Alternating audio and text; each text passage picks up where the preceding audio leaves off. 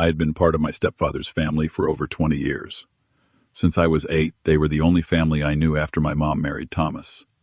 We shared holidays, vacations, and countless memories. I never thought about not being legally adopted because it never seemed to matter. Then Thomas died, and suddenly I was told I was not real family and cut out of the will entirely. What they did not expect was my biological uncle leaving me $3 million. Before I tell you how my so-called family reacted to my sudden fortune, let me know where you are watching from, and hit subscribe if you have ever felt like an outsider. When I was 8 years old, my life changed completely. My mother, Sarah, married Thomas Wright after dating him for 2 years. Before that, it had just been Mom and me in a small apartment across town. I never knew my biological father. Mom said he left before I was born and never showed interest in meeting me. But Thomas was different. From the day I met him, he treated me like I mattered. I remember moving into the Wright family home. It was a spacious 2-story house with a backyard that seemed enormous to my 8-year-old eyes. Thomas had 2 children from his previous marriage, Amanda, who was 10 at the time, and Jason, who was 12. I was nervous about meeting them, worried they would resent me as the new kid invading their space. But Thomas had prepared them well. The first weekend in our new home, Thomas took me fishing at the lake near their house. I had never been fishing before and had no idea what to do with the rod he handed me. But he was patient, showing me how to attach the bait and cast the line without tangling it. We did not catch anything substantial that day, but I caught something more important, a sense of belonging. As we sat on the dock with our lines in the water, Thomas put his arm around my shoulders and said, "I am glad you are part of our family now, Clement." Amanda quickly became the big sister I never had. Unlike many girls her age, who might have ignored their younger stepbrother, she included me in her activities. She taught me how to ride a bike properly and helped me navigate the social dynamics at our new school. When some kids tried to bully me for being the new boy, Amanda stepped in and made it clear that messing with me meant dealing with her. Jason was initially more reserved, but even he warmed up to me within a few months. One rainy Saturday, he invited me into his room to play video games.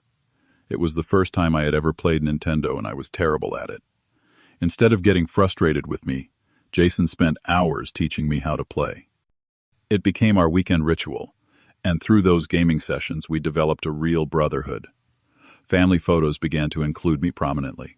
There was one particular picture that had always meant a lot to me, all 5 of us at the Grand Canyon when I was 10. Thomas had his arms around Mom and me, while Amanda and Jason stood next to us, all of us smiling widely. That photo sat on the mantel in the living room for years. Whenever I looked at it, I felt secure in my place in the family. Our holiday traditions became some of my fondest memories. Every Christmas Eve, Thomas would read "The Night Before Christmas," while we all sat around the fireplace drinking hot chocolate. For Thanksgiving, we each had to say what we were grateful for before dinner. Without fail, Thomas always included something about being thankful for our complete family. Family vacations further cemented our bonds. We took a trip every summer, alternating between beach destinations and national parks. When I was 14, we spent 2 weeks driving up the California coast. Thomas taught me how to set up the tent and start a campfire. Those are skills I still use to this day. During those trips, I never once felt like an outsider. I was just one of the right kids. As I grew older, I tried to contribute to family life in meaningful ways. When I got my first job at 16 working at the local grocery store, I saved up to buy Thomas a fishing tackle box for his birthday. The look of pride on his face when he opened it meant everything to me. I was not just taking from the family. I was giving back in ways I could. Life continued this way, comfortable and secure, until my mother was diagnosed with breast cancer when I was 22. The battle was brutal but brief.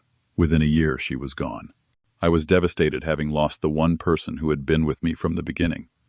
But Thomas and my step-siblings rallied around me. Thomas put his arm around me at the funeral just like he had on that fishing dock years ago and promised, "You will always have a place with us, Clement. You are my son, too." For a while, that promise seemed to hold true. I continued to be included in family gatherings and holidays after Mom passed. I was 23, had graduated college, and was starting my career as a graphic designer at a local advertising agency. Though I had my own apartment, I visited Thomas regularly and joined family dinners at least twice a month. But gradually, almost imperceptibly, things began to change.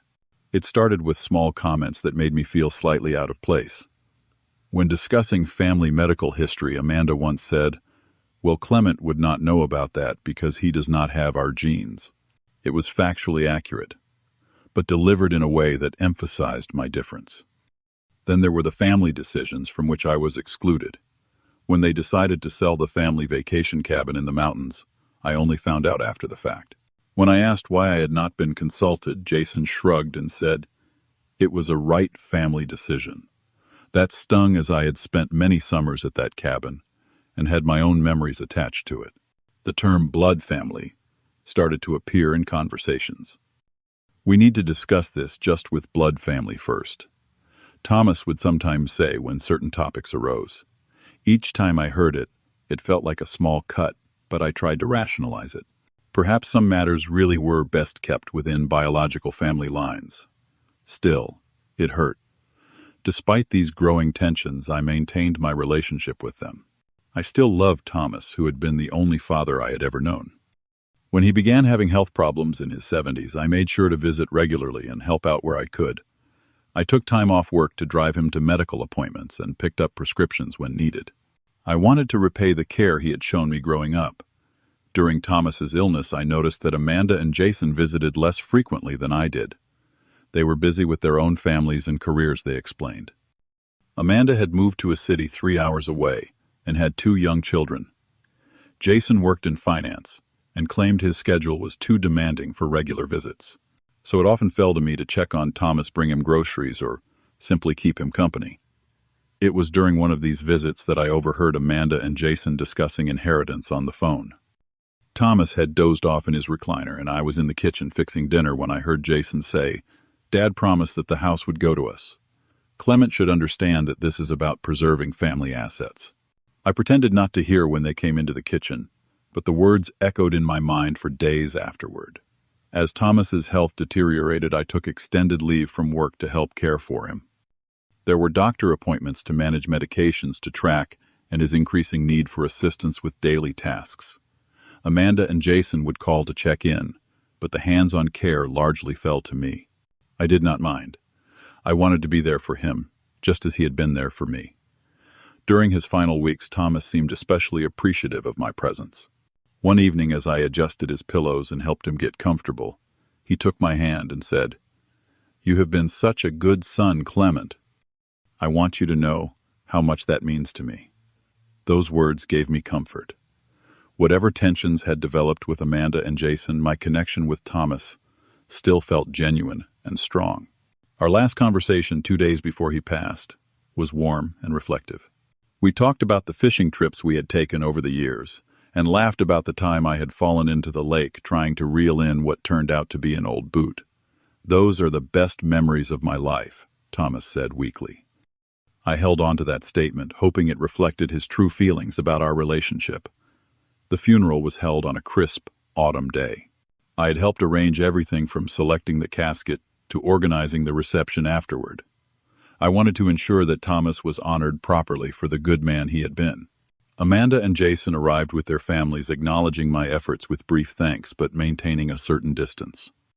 I wrote and delivered a heartfelt eulogy, sharing stories of Thomas's kindness, his sense of humor, and the lessons he had taught me. Though not my biological father, he showed me what it means to be a dad. I said, my voice breaking slightly. He welcomed me into his heart and his home when I was 8 years old, and in every way that matters made me his son. From the front row, I noticed Amanda and Jason exchange glances during these words. After the service, many family friends came up to me sharing their own memories of Thomas and commenting on the beautiful eulogy. Several mentioned how proud Thomas had always been of me. These comments provided some solace, but I could not shake the feeling that Amanda and Jason were acting strangely detached, as if waiting for something. 3 days after the funeral, we gathered at the office of Thomas's attorney, James Wilson, for the reading of the will. The office was in a historic building downtown, with dark wood paneling and leather chairs that creaked when you sat in them. Amanda and Jason arrived with their spouses nodding stiffly in my direction as they took their seats. The atmosphere was tense with expectation. Wilson adjusted his glasses and began reading the legal document. Most of it was standard language about being of sound mind and body. I listened politely, not particularly concerned about what material possessions would come my way. What mattered more was that Thomas had considered me family until the end. Then came the words that knocked the air from my lungs. To my biological children, Amanda Wright Peterson and Jason Wright, as they are my true family, I leave all my property investments and remaining assets to be divided equally between them. Wilson continued reading, but I barely heard him. The phrase true family echoed in my ears, drowning out everything else. I looked up to catch Amanda and Jason's reactions, expecting them to be equally surprised. Instead, I saw no shock on their faces, just a subtle exchange of glances that confirmed they had known about this all along. The betrayal cut deeper than the exclusion itself. After the reading concluded, I sat in stunned silence while Amanda and Jason discussed practical matters with the attorney. When I finally found my voice, I asked, "Did either of you know about this wording beforehand?" Amanda shifted uncomfortably, but maintained eye contact. Dad discussed his intentions with us last year. He felt that family assets should remain within the bloodline. I am sure you understand, Clement. You were never legally adopted after all. We appreciate everything you did for Dad, Jason, added, his tone businesslike. But inheritance is a family matter, and legally speaking, he trailed off, gesturing vaguely as if the conclusion was obvious. I walked out of that office feeling as though the past 25 years of my life had been rewritten. The family that had shaped my identity had just declared in legal terms that I had never truly been one of them. The drive home passed in a blur, my mind, replaying countless family moments and wondering which ones had been genuine.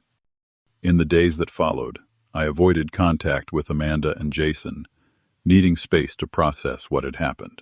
But my mind kept returning to Thomas's final words to me, and the disconnect between those warm sentiments and the cold, legal document that defined his last wishes. I reached out to Martin Cooper, Thomas's oldest friend, hoping to make sense of it all. We met at a diner where Thomas and Martin used to have breakfast every Saturday. Martin seemed uncomfortable when I brought up the will. "I do not want to speak ill of anyone, Clement," he said, stirring his coffee absently. But I was surprised by the final version of the will. "Thomas showed me a draft about 2 years ago after Sarah passed, and you were included in it then. This revelation hit me hard." "What changed?" I asked. Martin hesitated. Amanda and Jason visited more frequently after Thomas's first heart scare. There were a lot of private conversations.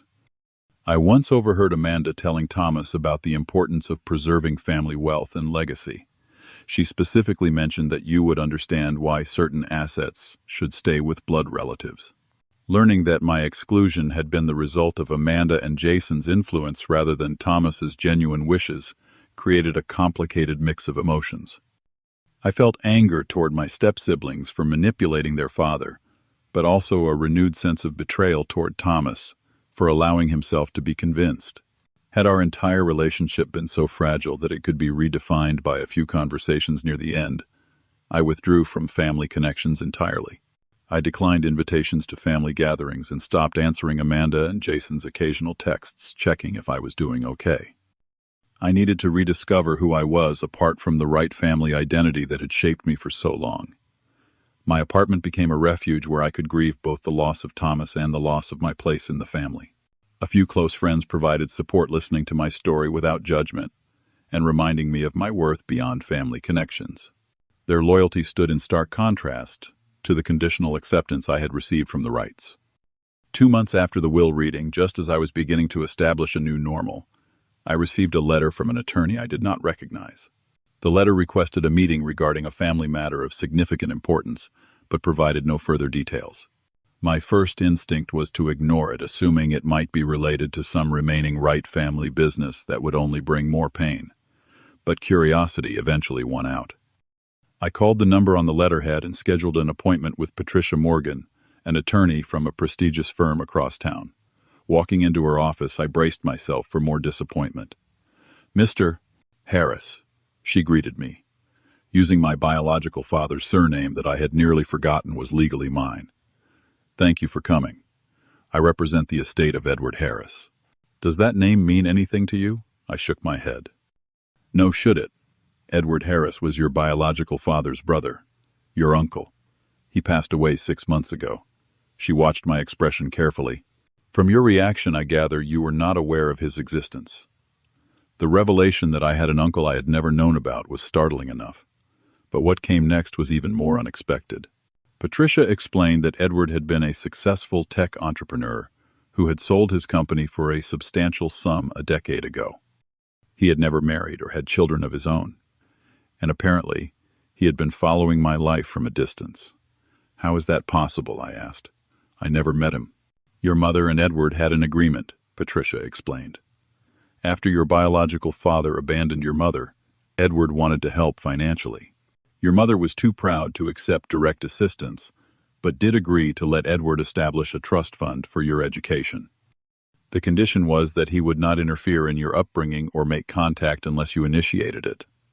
She showed me documents with my mother's signature dating back to when I was an infant. This parallel narrative to my life left me speechless. All through college, I had believed my education was funded through my mother's careful saving and Thomas's generosity. In reality, this unknown uncle had been silently supporting me. Edward kept track of your achievements through the years, Patricia continued.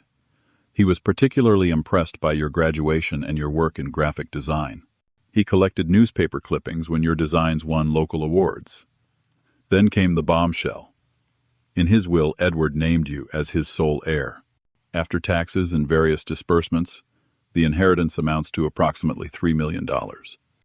I left Patricia's office with a copy of the will, a stack of paperwork to review, and a mind reeling with questions. I had gone from being excluded from one family inheritance to receiving an unexpected fortune from a family member I had never even known existed. The inheritance from Uncle Edward came with mixed emotions. While the financial security was undeniably welcome, I felt strange accepting such a substantial sum from someone I had never met. It seemed important to learn more about the man who had silently been part of my life. Patricia provided me with a box of Edward's personal effects that he had wanted me to have. Among them were photo albums containing pictures of my biological father as a young man standing beside someone who looked remarkably similar. Edward. There were newspaper clippings about my academic and professional achievements, carefully preserved. And most touchingly, there was a letter Edward had written to me, but never sent, explaining his absence in my life while expressing his pride in the person I had become. Through these artifacts and conversations with people who had known him, I pieced together a picture of Edward Harris. He had been brilliant but introverted, dedicated to his work in software development. He had respected my mother's boundaries, while finding small ways to be present in my life. Unlike my biological father, who had simply walked away, Edward had honored his commitment to provide for my education while keeping his distance. After careful consideration and consultations with financial advisors, I decided to accept the inheritance. It represented not just financial freedom, but also a connection to family history I had never known. I planned to use it thoughtfully in ways that would have made Edward proud. Word of my sudden change in fortune spread quickly. Within a week of signing the inheritance paperwork, I received a text message from Amanda, who had not contacted me since the will reading 3 months earlier. Just checking in to see how you were doing, her message read. It has been too long since we caught up. Would love to have you over for dinner sometime soon. The timing was suspicious, but I gave her the benefit of the doubt until Jason called the next day. Hey Clement, been thinking about you. We should grab drinks this weekend. I want to make sure we stay close. After all, Dad would have wanted us to remain family. The sudden renewal of interest after months of silence was transparent enough, but the true motive became crystal clear when a group text appeared, including me, Amanda, and Jason, discussing plans for a family investment opportunity that needed substantial capital from all participants. I agreed to meet Amanda and Jason at an upscale restaurant downtown, curious to see how they would approach the situation. They arrived dressed impeccably, all smiles and warm greetings, as if the will reading incident had never happened. Clement, we have missed you, Amanda said, embracing me. Family should stick together, especially after loss. Throughout dinner, they reminisced about childhood memories, emphasizing stories that included me. It was as if they were trying to rebuild our familial connection in the span of a single meal. Then over dessert, Jason broached the subject. So, we heard about your inheritance, he said, attempting to sound casual. That must have been quite a surprise. It was I, replied neutrally. How did you hear about it, Amanda? Waved her hand dismissively. Small world. Patricia Morgan's assistant is friends with my neighbor. Apparently it is quite substantial. We are really happy for you, Jason added quickly, and it got us thinking about family and missed opportunities. We should have handled Dad's will situation better. We were all grieving and not thinking clearly. Then came the pitch. They had an amazing investment opportunity in a real estate development. They had already put in their shares but needed a significant partner to maximize returns. It would be just like Dad would have wanted the three of us working together on a family business. I listened politely, nodding at appropriate intervals while a plan formed in my mind. I will need to think about it, I said finally. This is all very sudden. They seemed disappointed but tried to hide it. Of course, take your time, Amanda said, but do not wait too long. This opportunity will not last forever. In the following weeks, their pursuit intensified. They showed up at my apartment unannounced, bringing food or small gifts. Jason sent me detailed prospectuses for various investment schemes. Amanda called regularly with updates about her children, always ending conversations with comments like, "They miss their Uncle Clement so much." During one particularly transparent visit, Amanda said, "You know, I was thinking about Dad's will. I am sure he was not thinking clearly at the end. If he had been, he would have wanted you to have a share. Jason and I have been discussing it, and we think it would be right to give you a portion." How generous, I replied, noting that this offer had not materialized until after my own financial situation had dramatically improved. The most telling comment came from Jason during a phone call. Dad always said, family resources should be shared and managed together. I know he would want us to pool our assets for greater growth. It is what he would have expected from all his children. The irony of now being included as one of all his children was not lost on me. Their behavior was frustrating but also educational. It revealed how quickly principles about blood family and true relations could be abandoned when financial interests changed. I needed to understand if Thomas had truly believed in those principles, or if he, like his biological children, had been motivated by financial concerns. I sought out Walter Jenkins, Thomas's business partner of 30 years, and one of his closest confidants. We met at his office after hours, where he was more forthcoming than I had expected. "Thomas showed me his will about 3 years before he died," Walter said. "You were in it then, Clement. He had divided everything 3 ways between you, Amanda, and Jason." "What changed his mind?" I asked. Walter looked uncomfortable. After his first major health scare, Amanda and Jason became more involved in his financial planning. There were a lot of discussions about family legacy and bloodlines. Thomas was vulnerable, then worried about his mortality, and concerned about doing the right thing. Walter opened his desk drawer and removed a folder. "Thomas gave me this for safekeeping about a year before he died. He said it was a letter to you, to be given after his death. But then a few months later, he asked for it back. Said he had changed his mind about some things. I made a copy first because something felt off about the whole situation. The letter Walter showed me was in Thomas's handwriting. It expressed his pride in me and his intention to include me in his will as an equal beneficiary alongside Amanda and Jason. Blood makes relatives, he had written, but love and loyalty make family, and you have shown both in abundance. This confirmation that Thomas had initially intended to include me provided closure on one question but opened others. Had he truly changed his mind, or had he been influenced during a vulnerable time? Either way, I now had evidence of the manipulation that had occurred. Armed with this knowledge, I consulted with Patricia Morgan about my stepfamily's increasingly aggressive attempts to access my inheritance. She suggested documenting all interactions and possibly filing for a restraining order if their behavior continued to escalate. But I had a different approach in mind.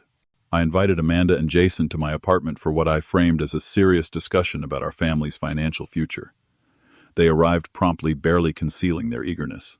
What they did not know was that I had set up a legal recording device which was permitted in our state for conversations in one's own home. I offered them drinks and then launched into a series of direct questions. Before we discuss any investments, I said, I need to understand something. Why was I excluded from Thomas's will if I was truly considered family? Amanda shifted uncomfortably. That was Dad's decision. He felt that the family assets should stay within the bloodline. And yet now you are suggesting we combine our assets as family, I pointed out. Well, circumstances change, Jason said smoothly. We have had time to reflect on what family truly means. So family is not defined by blood anymore, I pressed. Amanda sighed. Look, Clement, can we be honest here? Dad was old school about inheritance. We may have guided his thinking a bit during his illness. But that does not mean we do not consider you family. You guided his thinking, I repeated. How exactly? Jason, perhaps feeling too comfortable, elaborated. Dad was confused near the end. We simply reminded him of the importance of family legacy. We suggested that while he cared for you, there is a difference between being raised by someone and being their actual child. And now I asked. Now we recognize that family is more than blood, Amanda said, reaching for my hand. We have shared history, shared memories. We should share resources too, like my $3 million inheritance, I said bluntly. They had the grace to look embarrassed, but Jason recovered quickly. Think of it as a family fund. We all contribute. We all benefit. Just like a real family would. I let the recording run for another 20 minutes, as they outlined increasingly elaborate plans for how my money could be combined with their inheritance from Thomas for various ventures they would primarily manage. Finally, I had heard enough. I went to my desk and returned with 2 items, a copy of Thomas's original letter that Walter had given me, and a cease and desist letter from my attorney. I know exactly what happened with Thomas's will, I said calmly. I know you manipulated him during his illness to cut me out. And now that I have money of my own, suddenly blood does not matter anymore. Their faces showed a mix of shock and embarrassment as I continued. I do not need or want access to Thomas's estate. What hurts is that you took away his chance to make his own decision about someone he raised as a son for 20 years. You used his vulnerability to serve your greed. I handed them the cease and desist letter. This legally requires you to stop contacting me for financial purposes. I have documented evidence of your attempts to manipulate me just as you did your father. If you continue, I will not hesitate to make this public and pursue legal action. Amanda began to protest, but I cut her off. What you have taught me is invaluable, though. You showed me that family is indeed defined by actions, not blood. By that definition, we stopped being family the moment you decided I was not worthy of being your brother. They left in stunned silence, the tables completely turned. The confrontation did not bring me joy, but it did bring clarity and closure. I had stood up for myself and established boundaries that reflected my true worth, not just my net worth. After that confrontation, my relationship with the Wright family effectively ended. Amanda sent a long text message attempting to justify their actions, claiming they had only been trying to honor their father's wishes, while also keeping the family connected. Jason called once, his message shifting between apology and subtle blame. I did not respond to either of them. The chapter of my life that included them as family had closed. The months that followed were dedicated to healing. I began therapy to process the complex grief of losing not only Thomas, but also the family identity I had carried for over 2 decades. My therapist helped me understand that my worth was not defined by others' acceptance, and that the pain I felt was a natural response to betrayal. Family rejection strikes at our core identity, she explained. But it also creates space for building relationships based on genuine acceptance rather than obligation. I also began exploring my maternal family connections that I had somewhat neglected over the years. My mother had a sister living in Oregon whom I had met only a few times. I reached out to her and we began regular video calls.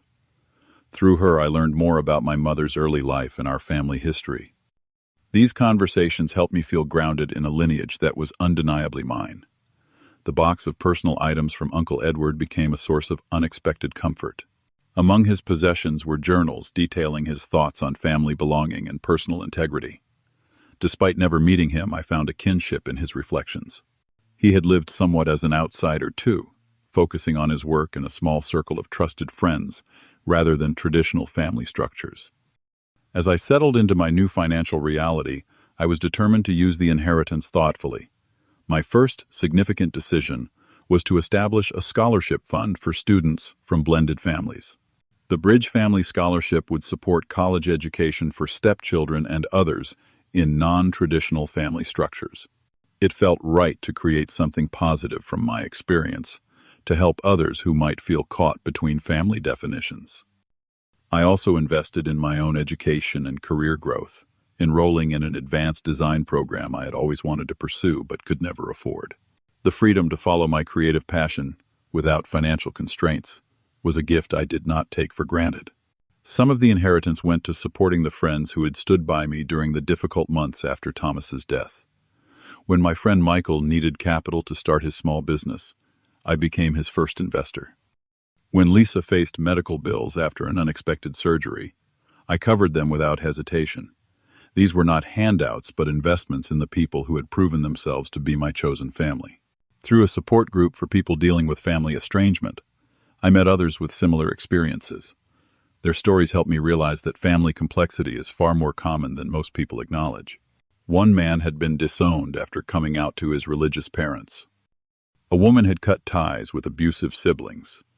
An older gentleman had discovered late in life that he was not his father's biological son. Each story was unique, but the themes of betrayal, redefinition, and rebuilding resonated across all of them. Together we explored the concept of chosen family. We discussed how relationships based on mutual respect, shared values, and genuine care often prove stronger than those founded merely on genetic connection.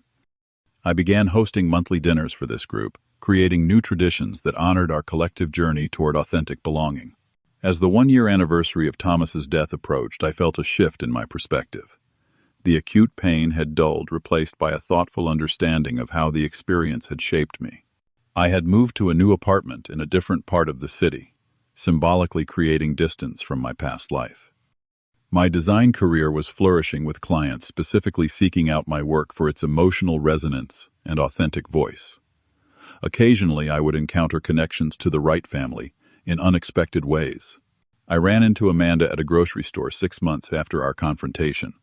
She looked away quickly, her discomfort obvious. Another time, I received a wedding invitation from Thomas's niece, with whom I had always been close. I attended the ceremony, but left before the reception to avoid an awkward encounter with Amanda and Jason. These moments no longer triggered the intense pain they once would have. Instead, they felt like brief connections to a former life, a reminder of how far I had come.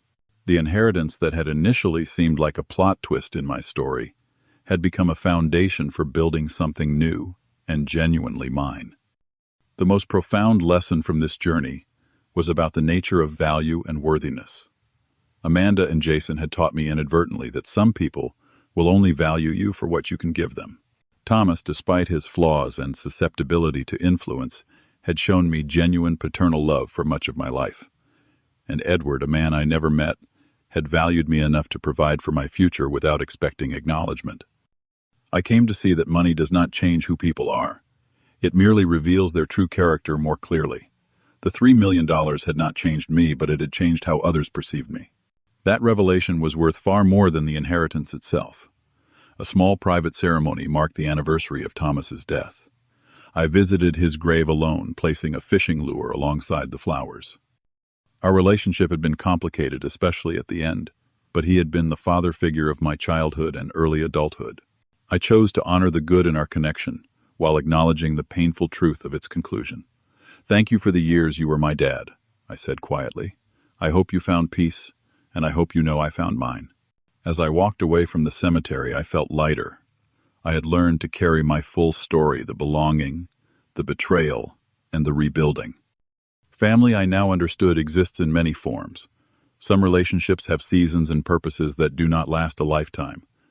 Others grow stronger through challenge and choice. I no longer defined myself as someone who had been rejected by family. Instead, I saw myself as someone who had created a life rich with genuine connection on my own terms. The greatest inheritance was not the money, but the freedom to define belonging for myself. What is your definition of family? Is it about blood-shared history, or the people who stand by you when it matters most? I would love to read your thoughts in the comments below. If this story resonated with you, please like and subscribe to hear more reflections on family belonging and personal growth. And if you know someone struggling with family complexity, share this video with them. Sometimes knowing we are not alone in our experiences is the greatest gift we can receive. Thank you for listening to my story. And remember, you have the power to create your own definition of family that honors your worth.